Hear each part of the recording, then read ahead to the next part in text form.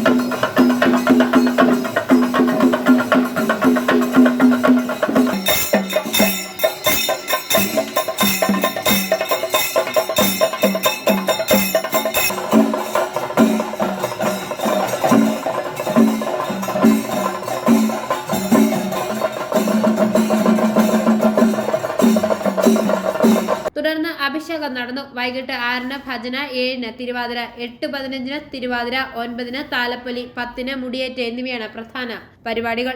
ഐഫോറിയ news, Pala.